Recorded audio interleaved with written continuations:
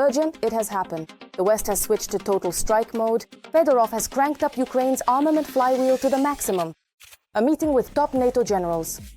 Sweden is throwing its iron fist into the fight: air defense, radars, deadly electronic warfare systems, and long-range drones.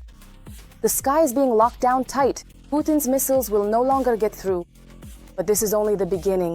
A tough pact with NATO. The generals in Moscow grabbed their heads when they heard the news. P-3, T-16, and HIMARS are getting a new boost. France and Germany have gone all in. There has never been such an avalanche of weapons before.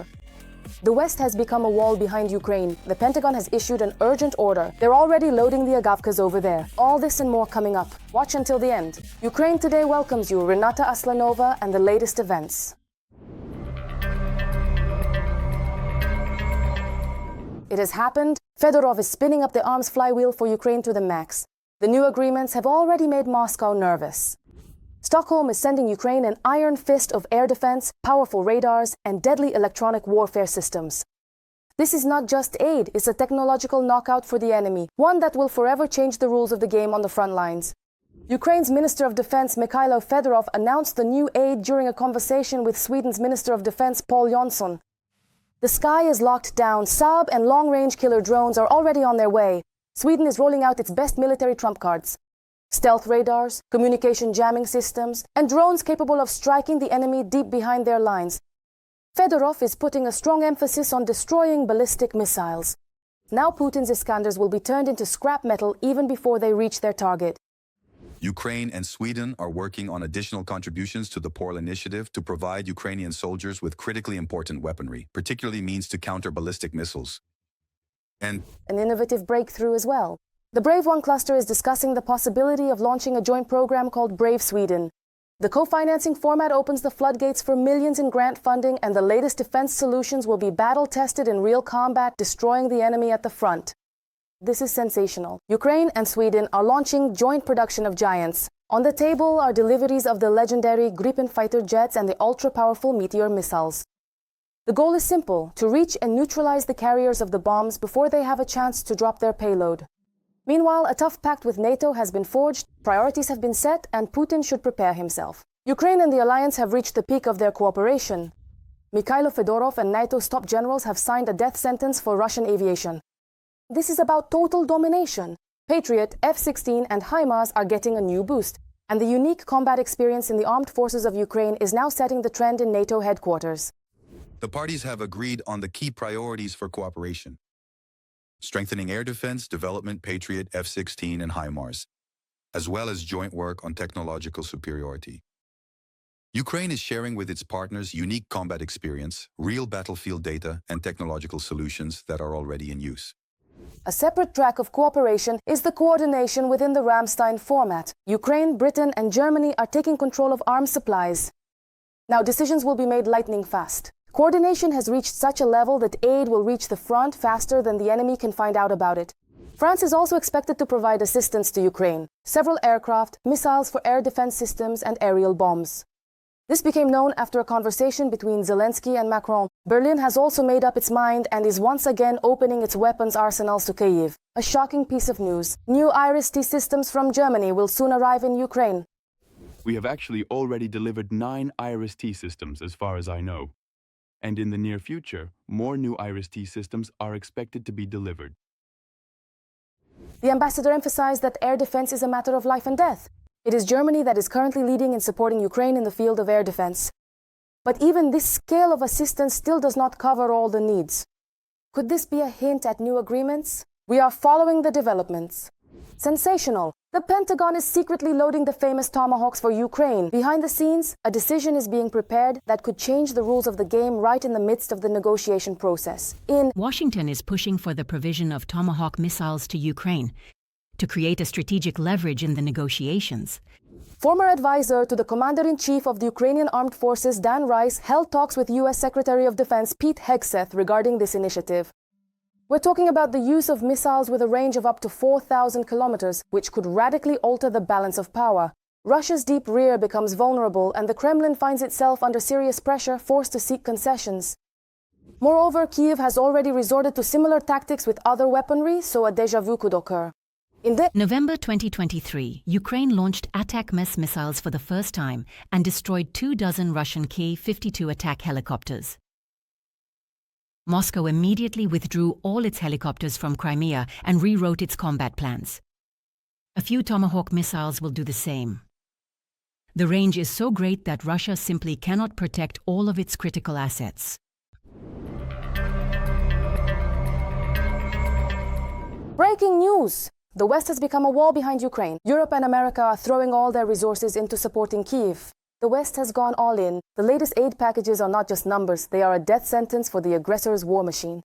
Which countries are going all out and what steps are changing the game? A turning point in history? Watch this. The world is on Ukraine's side.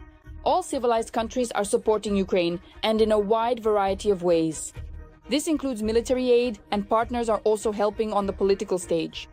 And lately, against the backdrop of massive Russian attacks on Ukrainian infrastructure, energy support for Ukraine has been ramping up. Let's go through the countries and take a closer look at who is helping Ukraine and how. Let's start with Germany. At the end of last year, a very important decision was made there to support Ukraine. Berlin is allocating an additional 3 billion euros in aid for 2026, bringing the total amount of German support for Kyiv to 11.5 billion euros.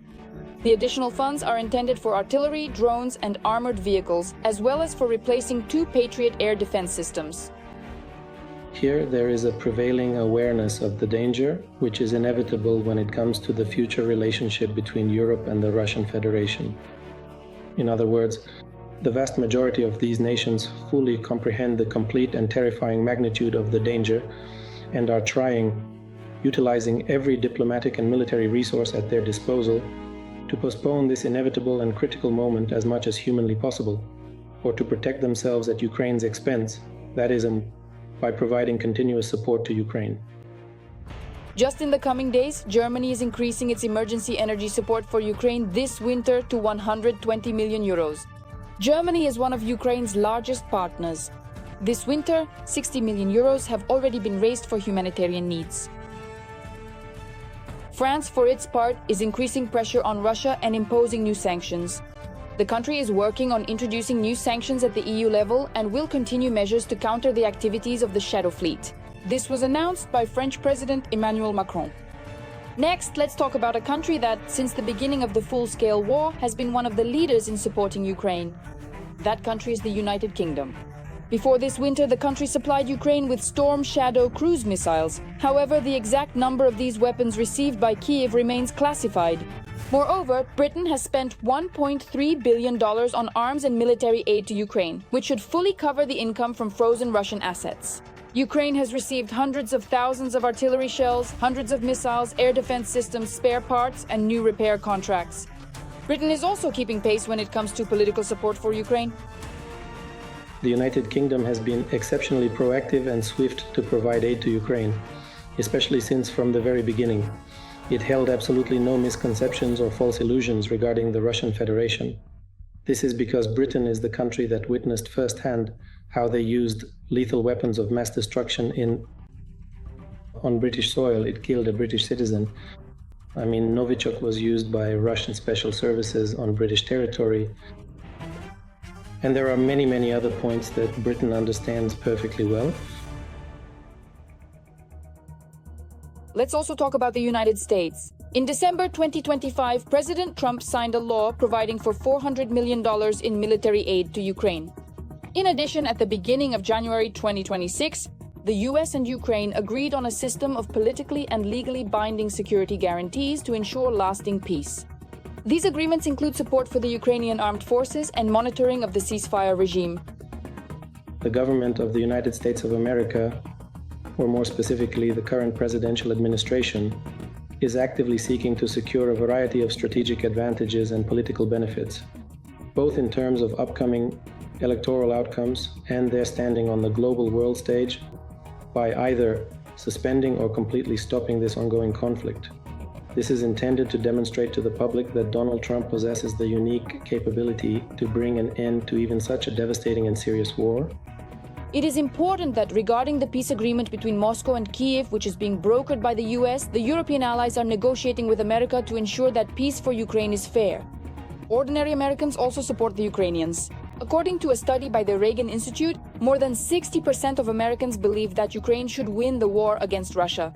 Also, 64% of respondents support providing American weapons to Ukraine, a figure that has increased by 9% compared to 2024.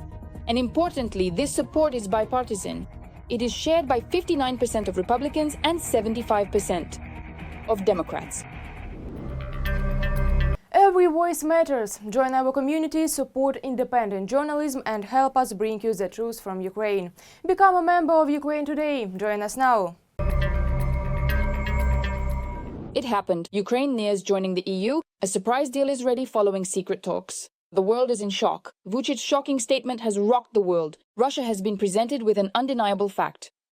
How could EU membership globally change the leverage in Ukraine's hands? Watch the details right now. In 2027, Ukraine will become a member of the European Union. The unexpected statement was made by Serbian President Aleksandar Vučić. According to him, Ukraine's accelerated accession to the European Union is part of a possible peace plan between Kyiv and Moscow.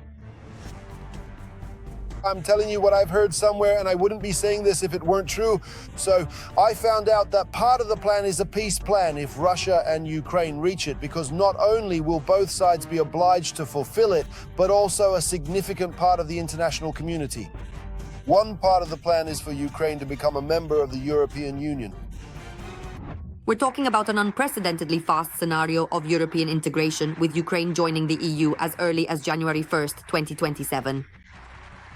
These are absolutely unrealistic timeframes. Absolutely. There are no such plans in the European Union. And we also have to keep in mind that it's far from certain that an agreement to end the war between Russia and Ukraine will be reached in 2026.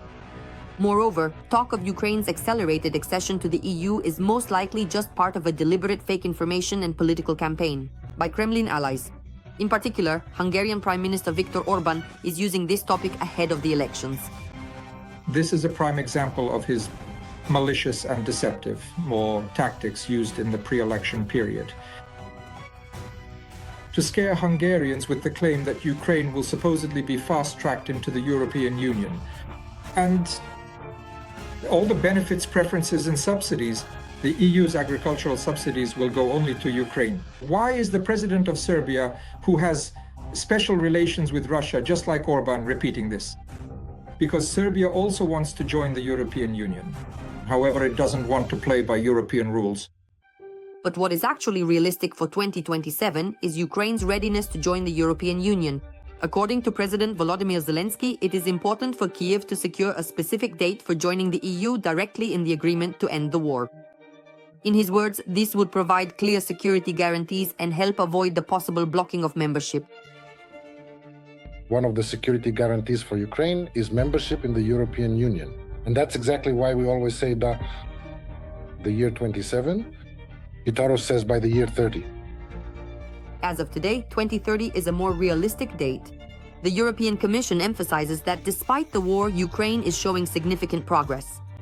The European Commissioner for Enlargement, Marta Kos, previously stated that Kyiv is actively implementing reforms and should become an EU member as soon as possible, provided all necessary conditions are met. This position is also confirmed by European Commission representative Guillaume Mercier. According to him, Ukraine has already completed the legislative screening and is making progress on key issues. The country has set important roadmaps, from the rule of law to public administration reform and the protection of minority rights. We need to go through all the procedures. For example, Hungary even blocked the opening of the first clusters. But negotiations have started anyway, substantive negotiations, and then it will just be a matter of formalizing things legally, the opening and closing of these clusters. There are 30 of these negotiation topics in total, 3.5 dozen. This also takes time, usually 2 to 3 years. Then comes the political decision of the European Union, the consent of the European Commission, the European Council, and then ratification by each EU country. As for Russia's position, Russia is categorically against Ukraine's membership in NATO. But now, official Russian representatives are showing, let's say, some flexibility here. For Ukraine, EU membership is not just a step toward economic development. It is also a symbol of a final break with the Soviet past, and under the current conditions of war, an indirect guarantee of security. Yes, the European Union is not a military political bloc, it is not a military alliance, but nevertheless it is a political union. If Russia attacks Ukraine, the European Union is already helping us now anyway. Right now, it is our main partner, providing us with economic, financial, and military support. And if we become part of it, then all the more so. Most EU countries are also members of NATO. This is a risk, not a direct one, but an indirect one for Russia, a risk of entering into conflict with NATO. Secondly, Ukraine's membership in the European Union, as shown by the experience of many Eastern and Central European countries, especially Poland, a country that joins the EU, receives quite significant economic benefits. Ukraine continues to demonstrate its readiness for accelerated European integration, but the key question remains with Europe. Will the entire Union be able to agree on a specific date for membership? Today, there are countries that traditionally block the process: Hungary and Slovakia. It is precisely in their hands that the keys to accelerated European integration lie. But the political map of Europe is not static. By 2030, elections will be held in these countries. Parliamentary seats may change, and with them, the positions of the blocking forces as well.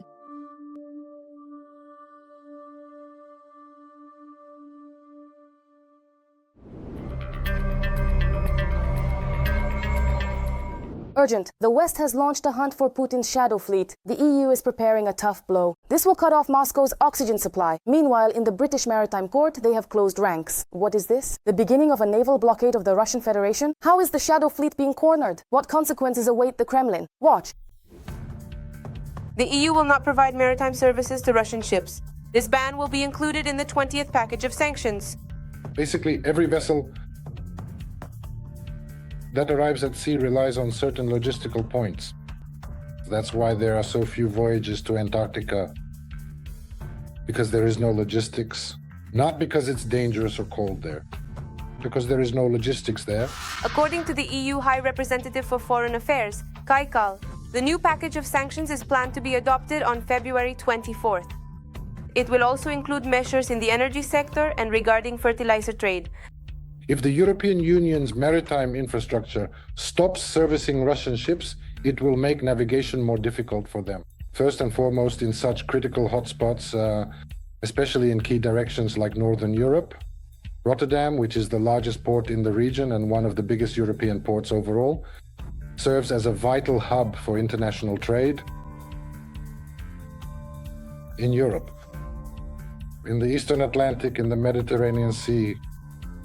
And now, add to this the fact that Russian ships, these vessels frequently conduct their operations not only between Ulsan and China, but also to European ports, which accordingly will now be closed to them. These are serious losses. The French Minister of Foreign Affairs, Jean-Noël Barrot, clarified that the sanctions will include especially tough measures specifically targeting Russia's shadow fleet with the aim of completely blocking the movement of Russian shadow vessels. When we carefully examine the complex legal procedures for detaining individual vessels from the vast Russian shadow fleet, it's absolutely important to understand that there aren't even 24 precedents in existence yet, I think. For example, if there are only 24 precedents, that represents a mere insignificant 1% of the entire global fleet. This is currently less of a direct action and functions more as a strategic signal, a clear message that things could get significantly worse for these operators in the future, or that they should change their behavior. Nothing more. On January 27th, 14 countries of the Baltic and North Seas issued a joint statement. In it, they warned that they intend to hinder the activities of tankers from Russia's shadow fleet. Vessels without clear national affiliation will be considered stateless ships, which gives coastal countries the right to detain and inspect them. This is not only related to the Russian-Ukrainian war. Formally, that's the main reason, but in reality, it's a revival that has been triggered and defined as a consequence of aggressive actions.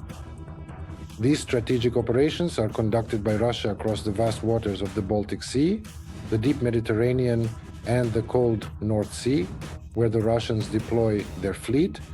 More precisely, these involve various merchant ships and tankers closely connected to Russian ship owners or directly affiliated with the Russian state, which are usually operating under heavy international sanctions imposed by the European Union, the United States, the United Kingdom, and the nation of Ukraine. Are, from our perspective, fundamentally and actively participating in acts of deliberate sabotage.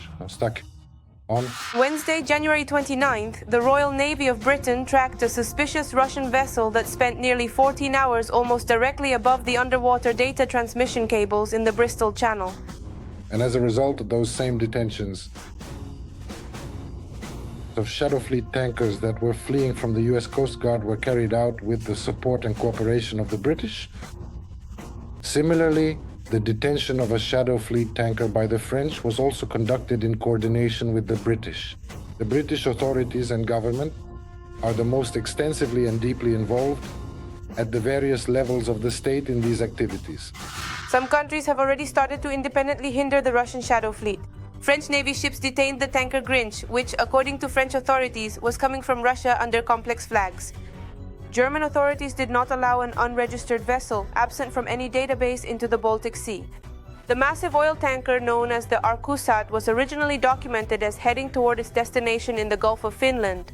However, according to a detailed report from Bloomberg following this specific incident, 2 other large oil tankers that had departed from the port of Murmansk were observed performing a complete turnaround off the rugged coast of Norway and began heading back toward their points of origin.